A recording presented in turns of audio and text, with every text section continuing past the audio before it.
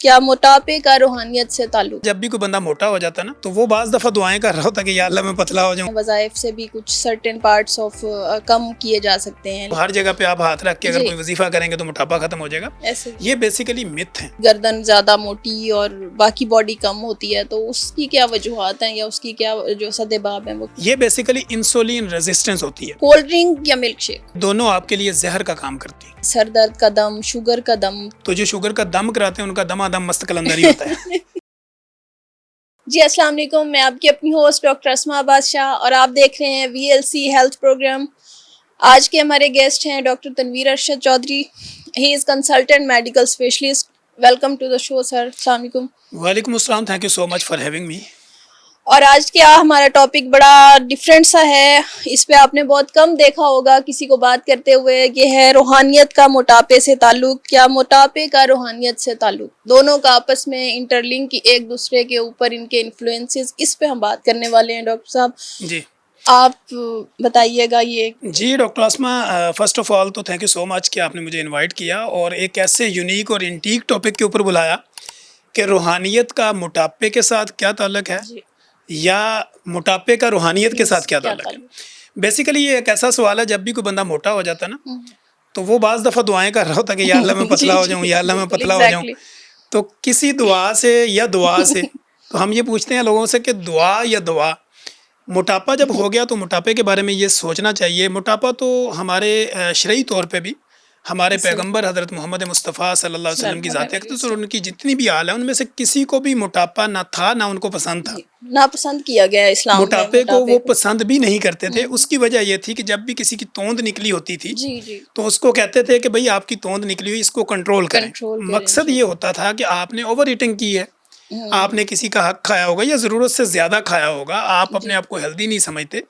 तो रूहानियत का इसके साथ लिंक ये होता है कि जब आपका वज़न बढ़ जाता है, आप मोटे होते हैं, एक तो ये इफेक्ट होता है कि मेडिकली आप बीमार हो जाते हैं। बिल्कुल। दूसरा ये होता है आप रूहानी तौर पे भी कमज़ोर हो जाते हैं, क्योंकि आपकी एनर्जी उस लेवल की नहीं रहती, आपके अंदर वो पावर नहीं होती उस तरह की। प्रेयर्स नहीं कर सकते आप, अगर आप इबादत भी करेंगे तो थक जाएंगे, या बैठे बैठे सो जाएंगे, सजदे में जाएंगे तो सजदे में थक जाएंगे, या अगर उठना चाहेंगे तो वो नहीं कर पाएंगे। अगर कोई लंबी आपको कोई तिलावत करनी होगी वो आपके लिए मसाइल पैदा होगा। अगर आप बैठेंगे तो ज़्यादा देर बैठा नहीं जाएगा, तो आपकी जो एनर्जेटिक सिस्टम होता है वो भी डाउन हो जाता है। फिर मेडिकली पॉइंट ऑफ व्यू से क्या होता है कि आपकी बॉडी के हार्मोन्स जो है वो चेंज होना शुरू हो जाते हैं। आप में जो है ना बेऔलादी के मसाइल, मर्दाना कमज़ोरी के मसाइल, और इसके अलावा आपके मसल की मूवमेंट कम होना, पट्ठों का जोड़ों का मसला हो जाना, यादाश्त का खो जाना, डिमेंशिया हो जाना, बातों का भूल जाना, तो ये सारी चीज़ें मोटापे की मेडिकली पॉइंट ऑफ व्यू से होती। रूहानी पॉइंट ऑफ व्यू से ये कि इबादत में दिल नहीं लगता, नींद आना शुरू हो जाती है, और ज़रूरत से ज़्यादा खाते हैं तो आपके इफ़ेक्ट आना ये शुरू होते हैं कि जिस्मानी तौर पे भी बीमार और रूहानी तौर पे भी बीमार। अगर आप अपने आप को फिट करना चाहते हैं तो क्या करें? कम खाएं। एक तो जब खाना खाएं तो खाना खाने से आधा घंटा पहले पानी का इस्तेमाल करें, लिक्विड चीज़ का। खाना खाने के आधा घंटा बाद में करें, ना दरमियान में करें, ना फ़ौरन साथ करें, ना किसी भी लिक्विड फॉर्म में। जैसे आप कहते हैं जी कोल्ड ड्रिंक, कॉफ़ी, ये वो इस तरह की चीज़ें लोग लेते हैं कि जी मैंने खाना खाया, ये खाऊंगी या खाऊंगा तो जल्दी हज़म हो जाएगा। ये कॉन्सेप्ट ही गलत है, क्योंकि मैदे के अंदर अल्लाह ने अपना एक सिस्टम रखा है जो उसको लेके चल रहा होता है। जब आप बाहर से कोई चीज़ डालते हैं तो इनडाइजेशन होती है, आपका निज़ाम स्लो होता है।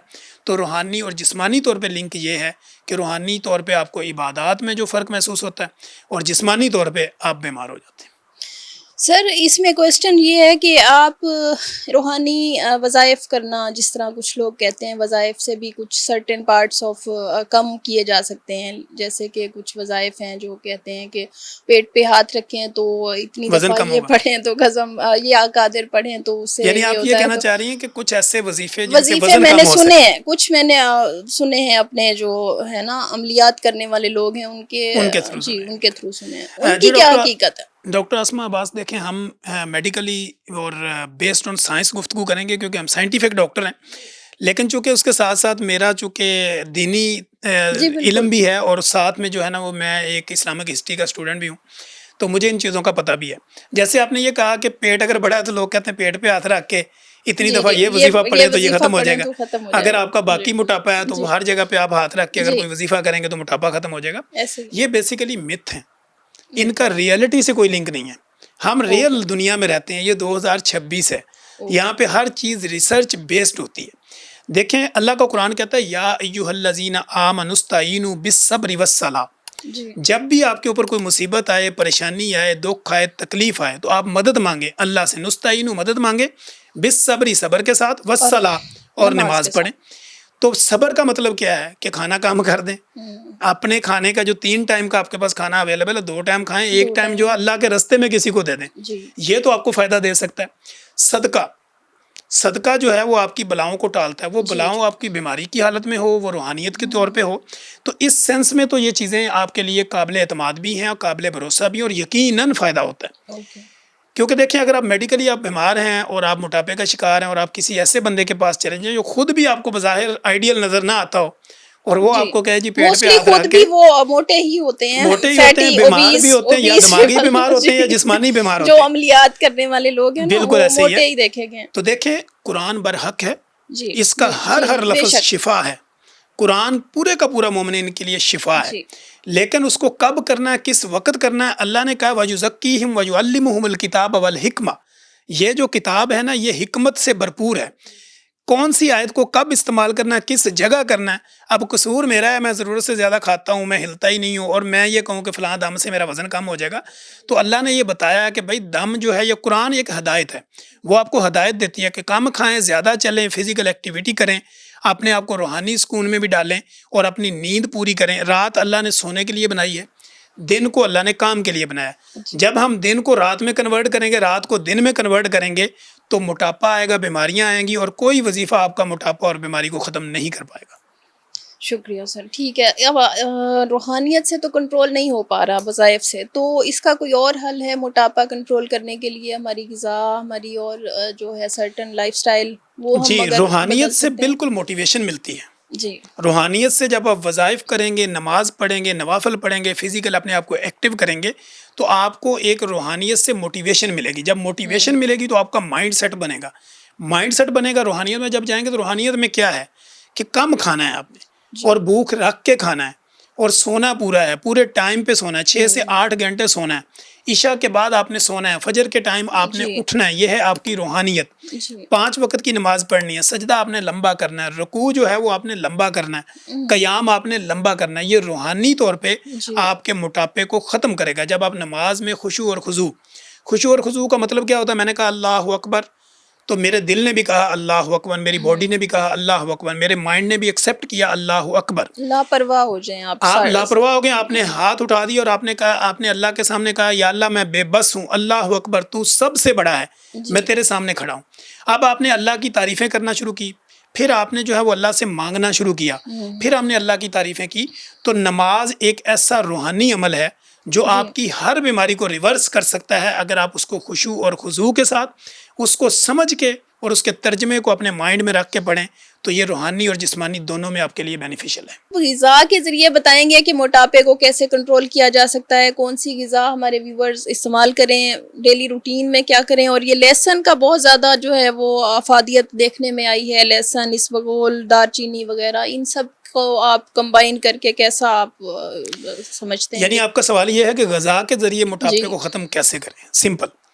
अब ये देखें, अगर तो आप सुबह उठते ही आप पानी का इस्तेमाल करें, जी उस पानी के अंदर आप इसबगोल का छिलका डाल सकते हैं, उस पानी में आप चिया सीड्स डाल सकते हैं, उस पानी के अंदर आप लौंग डाल सकते हैं, उस पानी के अंदर आप इलायची डाल सकते हैं, उस पानी में आप ज़ीरा डाल सकते हैं, उस पानी में आप ककम्बर यानी खीरा डाल सकते हैं, उसको आप डिटॉक्स वाटर बना सकते हैं, जी उस पानी के अंदर आप लेमन डाल सकते हैं, उस पानी में आप तुक मलंगा डाल सकते हैं।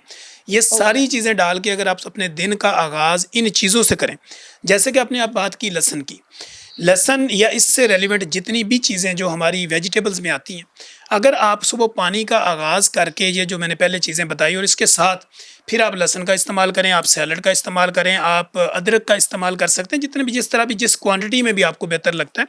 अगर ये चीज़ें आप लेते हैं, पहले पानी लिया, फिर ये जो लहसुन, अदरक, प्याज या बाकी चीज़ें, ये सारी फाइबर हैं, फिर आपने ये फाइबर लिया, फिर आप प्रोटीन की तरफ चले गए। प्रोटीन में क्या है? उबले हुए अंडे हैं, चिकन है, मटन है, या ब्लैक चने हैं, या उनकी चाट है, या योगर्ट है, दही है, या दूध है, ये सारी चीज़ें जी फ़ैट है। जी आपने पहले पानी लिया, फिर फाइबर लिया, फिर फ़ैट ली और एंड पे आपने कार्ब्स लेना। कार्ब्स में क्या है? आपकी ब्रेड है, पराठा है, रस है, पापे है, बिस्कुट है, चाय है, कॉफ़ी है, ये सारी चीज़ें कार्ब्स हैं। हमारे यहाँ क्या होता है? हम पहले पराठा खाते हैं, फिर चाय पीते हैं, फिर पानी पीते हैं, फिर फल खाते हैं, फिर लहसुन खाते हैं। अगर इन चीज़ों को सेटल कर लिया जाए तो ग़िज़ा के ज़रिए मोटापा दिनों में कम हो सकता है। इनकी ओरिएंटेशन आप कहना चाह रहे हैं कि इनको आप तरतीब से इनको तरतीब कर लें। तरतीब आपकी ज़िंदगी में हर खाने से पहले यही होनी चाहिए, पानी, फाइबर, प्रोटीन, फैट और कार्ब्स। ठीक। अच्छा सर, ये गर्दन के गिर्द जो अक्सर हमारा मोटापे की जब हम बात करते हैं ना, तो गर्दन के गिर्द ज़्यादा मोटापा, कुछ लोगों को चर्बी जमा हो जाती है, कुछ की गर्दन ज़्यादा मोटी और बाकी बॉडी कम होती है, तो उसकी क्या वजूहात हैं या उसकी क्या जो सद्देबाब हैं वो कैसे? जी बिल्कुल, आपने ये बिल्कुल सही कहा। वो लोग जिनकी गर्दन के इर्द गिर्द मोटापा ज़्यादा होता है, यानी गर्दन के नीचे आप जैसे डबल चिन होती है कुछ लोगों की, और कुछ लोगों की साइडों से भी गर्दन मोटी होती है। इसका नुकसान क्या होता है? नुकसान ये होता है कि ये जो आपकी सांस वाली नाली है, ये उसको दबा देती हैं। उससे क्या होता है कि जब आप लेटते हैं तो लेटे हुए आपको खराटे आते हैं, जिसको हम स्नोरिंग कहते हैं। साथ वाला बंदा ये कहता है कि यार मेरे साथ वाला बंदा खराटे बड़े मारता है, ये सोने नहीं देता।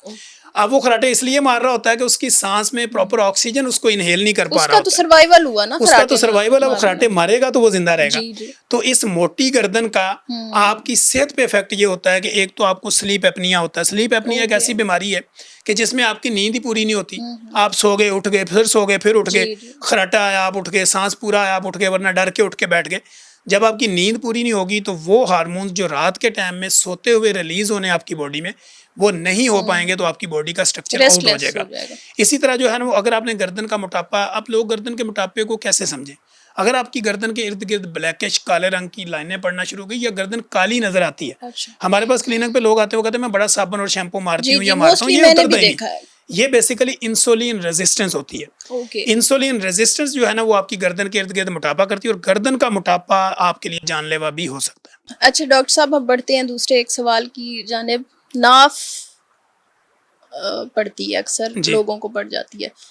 तो अच्छा, ये नाफ जो है ना, लोग कहते हैं जी इसको नाफ पड़ गई। नाफ होता है क्या? उसको खाना पीना अगर हजम नहीं हो रहा, असली पड़ गई या नाफ पड़ गई। हाँ, लोग ये कहते हैं कि जी मुझे नाफ पड़ गई। हम कहते हैं जी क्या वजह? वो कहते हैं वजह ये कि जो खाती हूँ बाहर आ जाता है, या जो भी खाता हूँ वो बाहर निकल जाता है। मुझे हर वक्त उल्टी की कैफियत रहती है।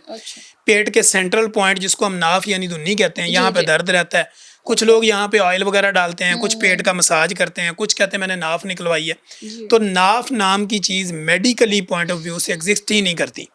मेडिकल टर्मिनोलॉजी में नाफ नामी कोई चीज़ नहीं है, और मेडिकल में इसका कोई कॉन्सेप्ट नहीं है। ये एक टोटली मिथ है। ये एक टोटली मिथ है। नाफ वो समझते, इसको आप देखें, आपके इंटेस्टाइनल जो आंतड़ियाँ हैं, वहाँ पे अगर कोई स्वेलिंग हो गई, या आपका मैदा डिस्टर्ब हुआ, आपको नोजिया हो गया, या आपको गैस्ट्राइटिस है, मैदे में कोई सोजिश है, या गैस्ट्रिक अल्सर बना हुआ है, या IBS के आप पेशेंट हैं, तो इसको एक लेमैन टर्म्स में वो कहते हैं कि यार नाफ पड़ गई। और नाफ वाला जाके तेल शेल लगा के मसाज करता है, और वो कहता है मेरी नाफ निकल गई और अब मैं ठीक हो गया हूँ। तो बेसिकली मेडिकली जो है इसको ट्रीट करवाना चाहिए। समटाइम ये साइकोलॉजिकल इश्यूज भी होते हैं, नफ्सियात और दिमागी तौर पे भी होते हैं, तो इनको सेटल करना पड़ता है। नाफ नामी कोई चीज़ नहीं होती। बहुत शुक्रिया। अच्छा डॉक्टर साहब, एक व्यूवर्स की तरफ से एक क्वेश्चन है, बड़ा सादा सा सवाल है कि कोल्ड ड्रिंक या मिल्क शेक? देखें, कोल्ड ड्रिंक या मिल्क शेक अगर तो मोटापा, शुगर, ब्लड प्रेशर, दिल के मरीज़, जिगर के मरीज़, या आप गुर्दों के मरीज़ हैं, तो ये दोनों आपके लिए जहर का काम करती हैं। अच्छा। क्योंकि आपने देखे फल अल्लाह ने खाने के लिए बनाए हैं, पीने के लिए नहीं। जब आप किसी भी फल का जूस बनाते हैं या मिल्क शेक बनाते हैं, तो आप क्या करते हैं? फल के अंदर जो शुगर है उसको फ्रुक्टोज कहते हैं, जो आप चीनी डालते हैं वो सुक्रोज है, जो आपने दूध उसमें मिक्स किया वो लैक्टोज है। आपने लैक्टोज, सुक्रोज और फ्रुक्टोज तीनों किस्म की शुगर को एक जगह इकट्ठा करके पी लिया, तो वो आपकी बॉडी में क्या करेगी? फैट को स्टोरेज करेगी। जब बॉडी में फैट स्टोरेज होगा तो आपकी आंतड़ियों को काम करने में दिक्कत होगी, आपके खून को काम करने में दिक्कत होगी, आपके दिल और गुर्दों को काम करने में दिक्कत होगी। कोल्ड ड्रिंक में क्या होता है? कोल्ड ड्रिंक में आप देखते हैं शुगर अलग लिखी होती है, आप ऊपर पढ़े ना, उसके कोई भी चीज़ खरीदते हैं ऊपर पढ़े, उसमें सोडियम है, उसमें साइट्रेट है, और उसमें डिफरेंट और किस्म की गैसेस भी होती हैं। जब ये चीज़ें हम अपनी बॉडी में लेते हैं, नमक हो या चीनी हो, ये हमारी बॉडी में पानी को स्टोर करती हैं और हमारे मसल का हुजम बढ़ा देती हैं, जिससे आपका वजन बढ़ता है। तो लिहाजा कोल्ड ड्रिंक और जूस दोनों में से अगर मेरे से पूछें तो मैं कहता हूँ हफ्ते में एक आधी दफ़ा कभी कभी चीटिंग करें, अदरवाइज ना करें। मिल्क शेक जो है, इसमें अगर चीनी ना डाली जाए और खाली वो फ्रूट का ही और दूध का जो आपस में जो है उसका ये बिल्कुल मिल्क शेक बना लिया जाए, फिर ये फायदेमंद हो सकता है? ये आपका वैलिड क्वेश्चन है। देखें, अगर आप सादा दूध लें जी। और कोई भी फल उसको अच्छी तरह वॉश करके उसमें ग्राइंड कर लें। जी। ये ना हो कि आपने फल के छिलके छिलके हर चीज़ उतार दी है, जी। जैसे आप एप्पल का बना रहे हैं बाकी चीज़ों का, तो उसको वॉश करके अच्छी तरह कटिंग करें और उसको ग्राइंड करें उसके अंदर, ठीक। और बगैर किसी चीनी के अगर इसको लेते हैं तो ये हाई प्रोटीन आपके लिए शेक बन सकता है।